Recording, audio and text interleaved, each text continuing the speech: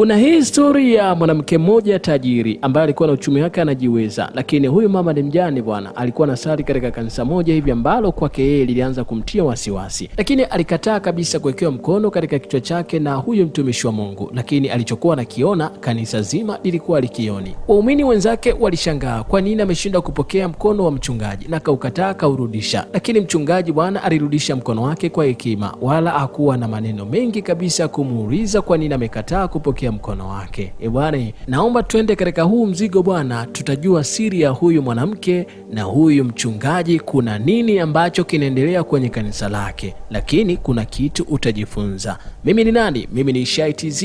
Let's go. Kanisa la mchungaji huyu lilikuwa na watu wengi sana. Watu kutoka maeneo mbalimbali ya taifa hilo walikuwa wakijumuika pamoja katika kusali katika kanisa hili, na hili kanisa lilikuwa na watu wengi asikwambie mtu. Lakini katika kanisa hili kuna vitu vya ajabu vilikuwa vikiendelea, lakini waumini wa kanisa hili walikuwa wajui chochote. Lakini kwenye hili kanisa bwana, kuna mama mmoja ambaye ni mjane kama ambavyo nimekueleza. Huyu anaitwa Biruti. Lakini Biruti alikuwa ni mwanamke tajiri sana, lakini hapa kanisani alikuwa amezama kweli kweli kiroho katika kuabudu. Lakini ghafla ni kama kuna hofu ndani ya moyo wake. Katika hili kanisa anapokaa kuna kitu kinamnong'oneza kwenye akili yake kama sehemu ambayo yupo hivi sasa hayuko salama kabisa.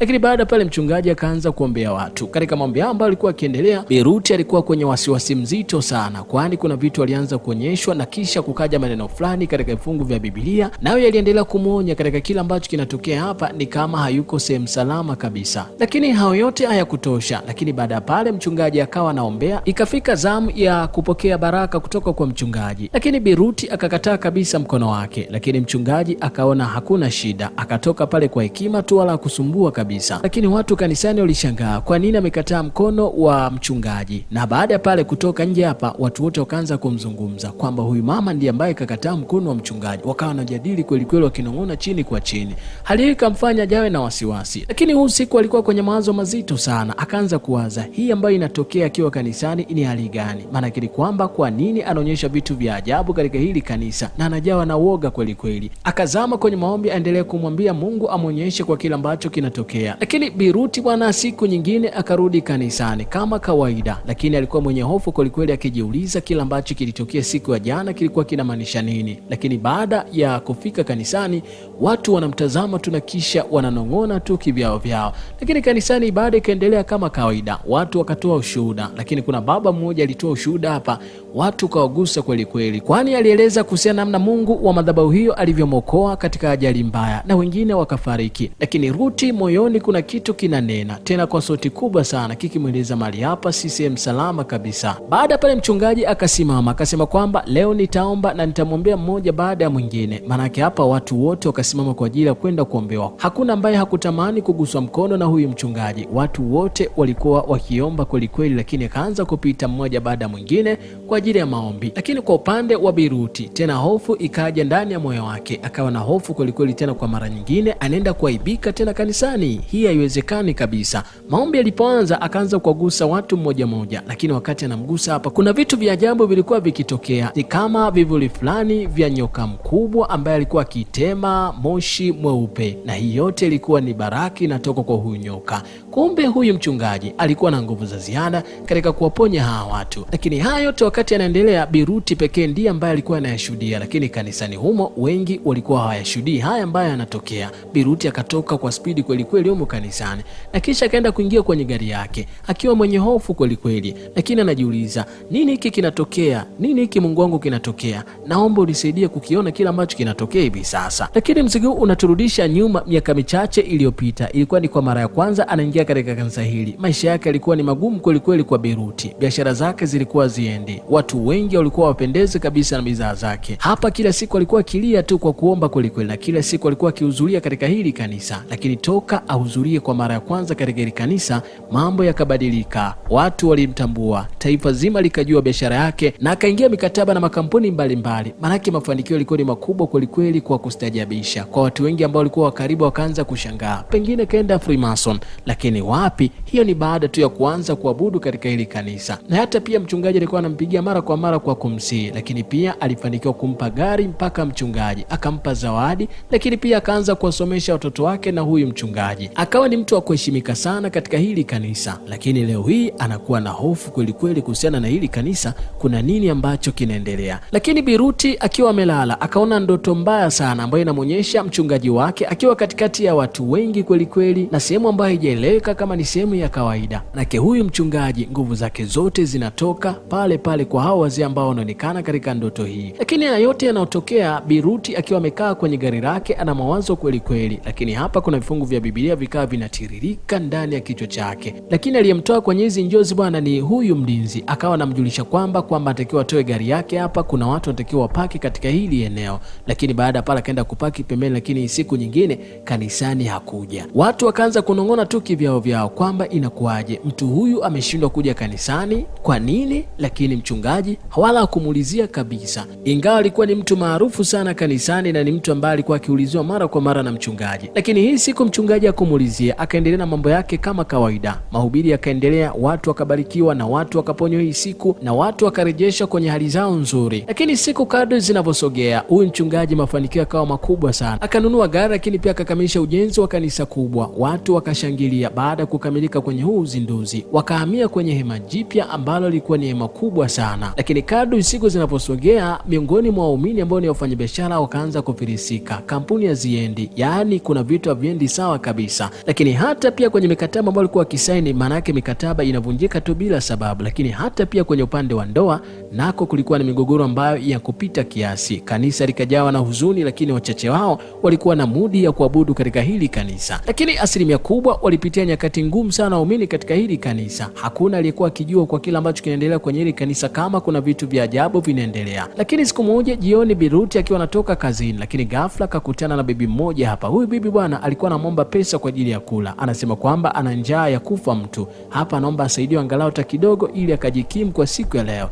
Na kisha Bi Ruti akuwa na iana kabisa, akampa pesa. Lakini baada ya kuondoka, bibi akawa anamgeukia na kumwambia kwamba asante sana mwanangu. Anamshukuru mara mbili, lakini anaonekana kuna kitu anataka kumwambia hapa, lakini anasita. Na kisha tu akaamua tu kuondoka. Bi Ruti huu usiku bwana akaongeza bidii kwa ajili ya kufuatilia maneno ya Mungu kupitia Biblia. Akaendelea kuisoma sana Biblia kwa nguvu sana. Lakini huko upande wa pili kwa pasta, kumbe mafanikio ambayo ameyapata kwa muda mfupi mpaka akajenga na kanisa, kumbe kunatakiwa atoe sadaka ambayo ni kwa ajili ya kulipia yote ambayo yanatokea. Na hii sadaka sasa wanamtaka mtoto wake mmoja ama mke wake. Pasta alilia sana hapa akiomba pengine wamsamehe ili abadilishe kafara, atoe mtu mwingine. Hawakutaka kabisa kumsikiliza. Wanachokitaka hapa ni kwa ajili ya kumtoa tu mwanae au mke wake. Lakini mchungaji kaja hapa nyumbani anajichekesha tu, anaangalia TV, lakini anajua ndani yake kuna nini ambacho kinaendelea. Huku watoto wake wanacheza tu hapa na mke wake wanaenjoy tu maisha, lakini ndani ya roho yake kuna moto mkali sana unafukuta na muumiza mno katika mwili wake. Lakini baada pale akaamua kurudi mpaka kilingeni kwao, na kisha akatoa pendekezo ambalo pendekezo ni kwamba anataka mtoe Bi Ruti. Huyu itakuwa ni mbadala kwa kila ambacho kinatakiwa kutolewa kwa mke wake na watoto. Hii ni kama ombi hilo likakubaliwa, na kisha akaruhusiwa kwenda kumtoa nani? Bi Ruti. Lakini uko upande pili, Bi Ruti asharudi nyuma kabisa kuabudu. Hao ni waumini wenzake wamekuja kwa ajili ya kumtia moyo na kumwambia kwamba rudi kanisani, kwa nini umeacha kuja kusali? Lakini naye alitoa sababu zake kama ambavyo ilivyo kawaida. Lakini pia ikuishia hapo, akapigiwa simu mpaka na makamu mchungaji katika kanisa hilo akimwambia kwamba anatakiwa urudi. Lakini pia mpaka mchungaji naye akajulishwa. Baada pale akaamua kwenda kumtembelea Bi Ruti kwa ajili ya kuhakikisha anajua nini ambacho kinaendelea na ni sababu gani ambayo imemfanya ashindwe kuja kanisani. Lakini aliposikia mlango umegongwa, Bi Ruti alijawa na hofu sana, na kisha akaingia kwenye maombi mafupi hapa na kumwomba Mungu amlinde. Nini ambacho kitatokea? Mchungaji akaja hapa akaanza kuzungumza naye, lakini wakati anazungumza naye nyuma yake kuna vivuli vyeusi, lakini shingoni kwake kuna nyoka mkubwa sana. Lakini Bi Ruti haya yote anayaona, hataki kushtuka asije akajulikana kama ishashtukia siri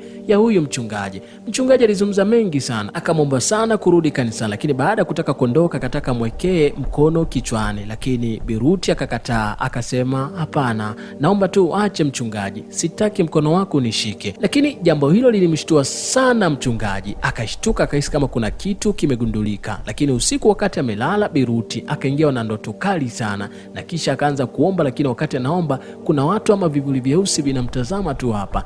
Mambo yakaanza kutokea mazito, lakini kuomba kwake kulimsaidia sana na hao watu wakaondoka. Siku zikasogea, kutokana na vitu vinavyoendelea vikamfanya endelee kuomba zaidi na kufunga zaidi. Lakini huko kwa huko mchungaji mambo yanaenda kombo kweli kweli kwa kila ambacho kinatokea. Lakini pia kwa Ruti mambo yakaanza kumwendea kombo tena kwenye upande wa biashara. Kampuni mbalimbali zikaanza kujitoa kwenye kampuni yake. Maana yake mambo yakawa yaendi, akaanza tena kuingia kwenye maombi, lakini usiku anakumbana na ndoto ambazo ni za ajabu kweli kweli. Lakini siku akaonyeshwa ndoto ya ajabu ni kwamba anapambana na pasta. Lakini wakati anapambana kwenye ndoto, lakini yeye mwenyewe ndo alikuwa mshindi. Bwana, hii ilikuwa ni vita ya shetani na Mungu. Mchungaji siku bwana akapokea simu ya ajabu kweli kweli. Anapewa taarifa kwamba eti mtoto wake amedondoka ghafla tu, mtoto wake ambaye alikuwa anasomea degree huko Ulaya. Lakini baada ya kufika hospitali, taarifa alizozikuta ni kwamba tayari mtoto wake ashafariki dunia. Hii ni taarifa ilimtia hofu kweli kweli huyu mchungaji. Watu walimwaga na baada ya mazishi kukamilika, lakini ndani katika nyumba ya huyu mchungaji kukaanza kutokea vitu vya ajabu. Mama mchungaji akaanza kuona vitu vya ajabu kweli kweli, lakini familia nzima wakawa walali kabisa. Baada ya hayo kupita, mambo yakaendelea kama kawaida. Sambamba na hilo pia kanisa kaendelea kujaa watu wengi sana, watu wakaendelea kufunguliwa, lakini hata mikutano ikaendelea kuruka mubashara katika mataifa mbalimbali, mitandao ya kijamii. Lakini kuna siku moja ya ajabu kweli kweli. Kuna yule ambaye alikuwa ni msaidizi wa pasta huyu anaitwa Samuel. Hii siku bwana akaripotiwa kufariki. Huyu alikuwa ni msaidizi wa huyu mchungaji na ndiye ambaye alikuwa anaratibu safari zote za kimataifa. Huyu Samuel alikuwa ni kama chawa wake. Lakini haya yote yalitokea siku moja wakati pasta huyu ameleta watu wasijulikana. Naomba turudi nyuma. Kifo cha Samuel kilitokana na nini? Samuel hii siku bwana alikuwa ni mwenye hofu sana, lakini baada ya siku mbili kupita, Samuel akaanza kujawa na hofu kwelikweli kwenye hili kanisa. Maanake ni kama kuna nguvu fulani ilimwingilia, akaanza kuona mambo mengi sana yanayoendelea kwenye hili kanisa. Lakini akiwa nyumbani akaanza kusoma sana Biblia na kuomba sana, lakini baada ya pale akaanza kushuhudia vitu vya ajabu katika hili kanisa. Alishtuka kwelikweli kuona hii hali, lakini watu wengine walikuwa hawaoni kinachoendelea. Kulikuwa na giza nene kwelikweli, na yote alikuwa anaonyeshwa kwenye ndoto. Hii ndoto bwana ikamtoa jasho kweli kweli, akaanza kuomba na kukemea. Lakini hii siku alikuwa ametoka kanisani anaelekea nyumbani, lakini wakati anaelekea nyumbani kuna kitu kama kasahau. Akasema ngoja nirudi ofisini nikachukue document ambazo zinatakiwa kuandaa safari ya mchungaji hiyo kesho, maana ana safari ya kuelekea nchini Afrika Kusini. Lakini wakati anarudi hapa, mchungaji kumbe alikuwa na kikao cha siri, na hawa watu ambao alikuwa amekaa nao kwa siri ni wale watu ambao huwa anakaa nao kilingeni kule, hawa wazee. Lakini baada pale akasogea hapa akaanza kusikiliza. Alisikiliza yote, lakini ghafla kuna mzee mmoja akamuona, akamtumbulia jicho na kisha mshikaji akaamua kukimbia. Maana yake ashajulikana kama alikuja hapa. Asubuhi yake mchungaji alimuita na kisha akamuuliza kwamba jana ulirudi ofisini, lakini akasema ni kweli nilirudi ofisini. Nalirudia kuna document nilisahau kwa ajili ya kuarrange safari yako. Lakini Samuel kutokana na kile alichokisikia na alichokiona kwenye maono akasema kwamba anajiuzuru kuanzia sasa. Lakini pastor alisikitika sana kusikia taarifa hii, lakini akaanza kuzungumza kwa sauti ya upole kwelikweli kumbembeleza mshikaji. Lakini mshikaji mpaka alikuwa anatoa machozi, lakini hataki kabisa kuendelea kufanya kazi na huyu mchungaji. Lakini hakutaja sababu iliyomfanya kuachana na mchungaji. Lakini ni kweli baada ya pale kilichotokea ni asubuhi yake tu watu wanafika pale wanamkuta amefariki dunia. Ni nani aliyemuua? Mpaka hapo polisi wakaanza uchunguzi. Lakini baada ya kifo cha Samueli maisha yakaendelea na kanisa ikaendelea kukua zaidi kwa mchungaji. Akasafiri mataifa mbalimbali kwa ajili ya kuhubiri. Akasafiri Afrika Kusini, Nigeria, lakini pia Marekani, kote huko alipita kwa sababu ya Injili. Lakini baada ya siku chache kupita akaitwa tena kilingeni. Wazee wakamwambia kwamba anatakiwa mtoi, sasa ni wakati wa kumtoa mtoto wake wa pili. Alikataa kweli kweli, akafoka kama kuna njia nyingine ya kubadilisha badilisheni, lakini wazee wakakataa. Lakini kilichopo ni kumtoa mtoto wake wa pili. Baada ya wiki 3 kupita, ni kweli kikatokea kifo cha mtoto wake, akaanza kutokwa damu tu kama ilivyotokea kwenye kifo cha kwanza cha mtoto wake wa kwanza. Na baada ya kifo cha kutokea, mawazo yakajaa kweli kweli kwa mke wake. Mke wake akaanza kumhoji kweli kweli mume wake kwa hiki ambacho kinatokea. Kama ilivyotokea kwenye kifo cha kwanza cha mtoto wake, mama mchungaji tena usiku akaanza kuona maluweluwe kama iliyotokea kwenye kifo cha kwanza. Lakini hii jioni akaja shoga yake akawa anamueleza kwamba hivi unaonaje kuhusiana na vifo ambavyo vinatokea vya watoto wako? Uone kama kuna kitu ambacho kiko sawa. Lakini mama mchungaji hakutaka kabisa kusikia. Haamini kabisa kuhusiana na hayo, pengine imani za kishirikina. Lakini akamwambia kwamba huu ni upuzi ambao unauzungumza, siwezi kusikiliza hata kidogo. Yani sikuamini unamaanisha nini?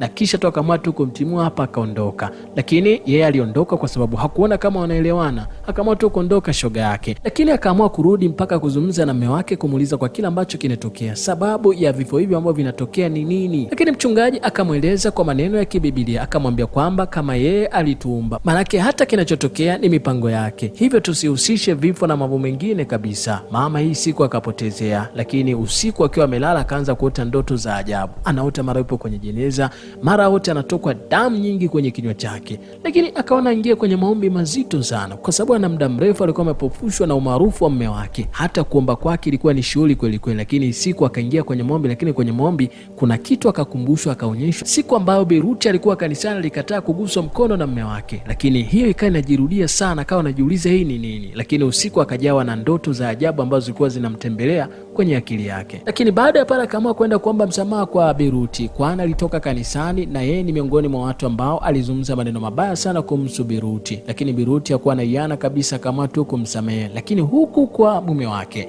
yupo kilingeni. Wakati wapo kilingeni hapa, anaitakiwa kutolewa sasa hivi ni mke wake, manake hapa wakuwa wanamhitaji sana mke wake. Lakini Biruti hapa akamuuliza mke wa mchungaji kwamba wakati unakuja huko kuna mtu yote alikuona? Akasema kwamba hakuna mtu aliyemuona, lakini akasema kwamba anakabiliana na matatizo makubwa sana, na kisha akamshika mikono hapa kwa ajili ya kuanza kuomba naye kwa nguvu sana, ili kutokomeza kile ambacho kinataka kutokea kwenye maisha yake. Lakini waliomba bila kuzingatia muda, mpaka ikafika saa 5 usiku akaanza kushangaa, na simu yake kuna miskolo 13. Mume wake kapiga simu lakini haipokelewi.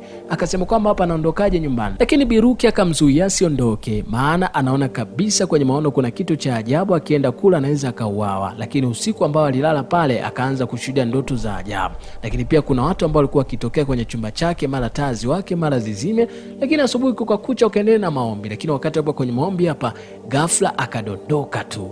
Amedondoka ghafla hapa, lakini Biruti hapa akaanza kuomba kwa nguvu kweli kweli, lakini haamki tu. Lakini kwa upande pili kilingeni kukatokea moto wa ajabu. Hii ni kutokana na yale maombi ambayo yanaombwa kule na Biruti, lakini hali hawa zeli washitua sana, kwani haijawahi kutokea. Huku mke wake na pasta akanyanyuka, maana akazinduka kabisa, akanusurika kufa. Lakini kwa hali hii kulianza kuwafanya wazee kuwa na mashaka naye, wakamsonta kwa vidole, wakasema kwamba tunahitaji kafara ya mke wako, kama utotoa manake ni kwamba yeye mwenyewe atauawa. Baada ya kutoka kule kilingeni siku ya Jumapili sasa ibada, mchungaji akawa na hali mbaya, yani kila muda tu anajifuta jasho hapa, mwili wake umezoofika kweli kweli. Lakini alipoenda kwa daktari kupima hakuna ugonjwa wote unaomsumbua. Lakini huku kwa mke wake anaandika mabaya yake yote aliyotenda huyu mchungaji, akayatoa hadharani. Lakini huku mchungaji na anapitia nyakati ngumu sana usiku, mara anahisi kama anakabwa na watu, yani anahisi kama kuna watu wanakuja kumtazama hapa na anaomba msamaha, ana hali tete kweli kweli. Lakini alikuwa anatumia miujiza kwa ajili ya kuponya watu, lakini watu walikuwa wakijua kabisa anaoponya watu kwa njia ya kweli ya Mungu. Lakini siku ndo kakumbuka kuomba, kumbe amevunja masharti ya hawa wazee, wakampa siku 7 tu, asipokamilisha manake wanakuja kumchukua yeye. Huku naye mke wake anakamilisha kuandika barua ndefu kweli kweli ambayo inahusu machafu yote ya mume wake, anataka akamchafue kweli kweli katika mitandao ya kijamii. Hii siku ya ibada ilikuwa ni siku ya ajabu iliyofuata. Hii siku wakati mchungaji anahubiri hapa, kamera zimemulika, lakini mataifa mbalimbali yanatazama, mitandao ya kijamii iko live, manake iko mubashara. Lakini hii siku bwana ilikuwa ni siku ya ajabu. Huyu pastor bwana ghafla mikono yake kakosa nguvu hata ya kuishika maiki, na kisha akaidondosha chini. Hali ni tete kweli kweli, watu hawakushituka, wakahisi labda ni mizuka ya kuomba imepanda. Lakini baada pala akashuka chini na kaanza kuomba msamaha, akasema kwamba niwafanyia vitu vingi sana vya ajabu, niliwadanganya, mimi si mchungaji wa kweli. Watu wakashangaa na kisha wakakimbia kweli kweli katika hii ibada, hawataki tena kukaa.